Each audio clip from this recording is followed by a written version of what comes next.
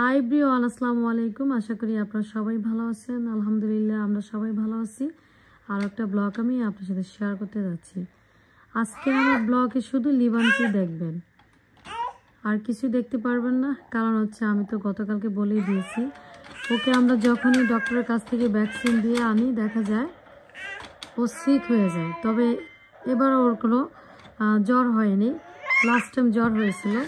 তবে এখন হচ্ছে গতকালকে ভ্যাকসিনটা যেখানে দেওয়া হয়েছে ও মুভ করলে ওর ওখানে পেন করে, তখন কান্নাকাটি করে দেখে আজকে আমি কোনো ভিডিও বানাইনি আপনাদের জন্য।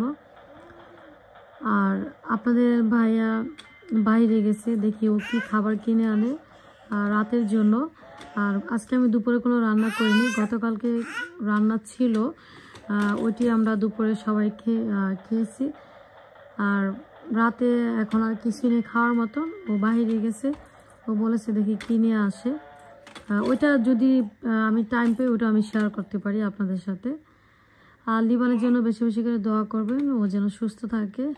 কারণ ও যদি সুস্থ না থাকে আমি তো আপনাদের সাথে কোনো ভিডিও শেয়ার করতে পারবো না, তাই না লিবান? সবাইকে বলো আমার জন্য বেশি বেশি করে দোয়া করবেন, আমি যেন সুস্থ থাকি। বলো আমার জন্য আপনারা বেশি করে দোয়া করবেন।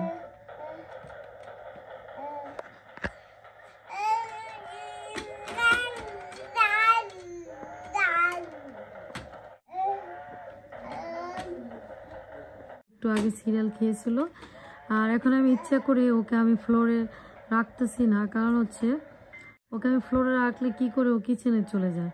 লিবান এখন অনেক দুষ্টু হয়ে গেছে, আগে খুব ভালো ছিল, এখন ভালো না। এটার সাথে ব্যথা পাইছো তুমি ব্যথা পাইছো?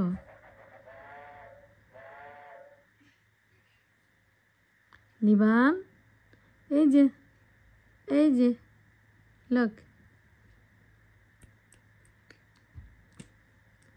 লিবান আপনাদের ভাইয়া নিয়ে এসেছে ম্যাকডোনাল্ডস আর এই যে কোক ফান্টা। জি, এখন আমরা স্যান্ডউইচ তারপর ফ্রেঞ্চ ফ্রাই এনজয় করবো। আর এই ছিল আজকের আমার ব্লগ।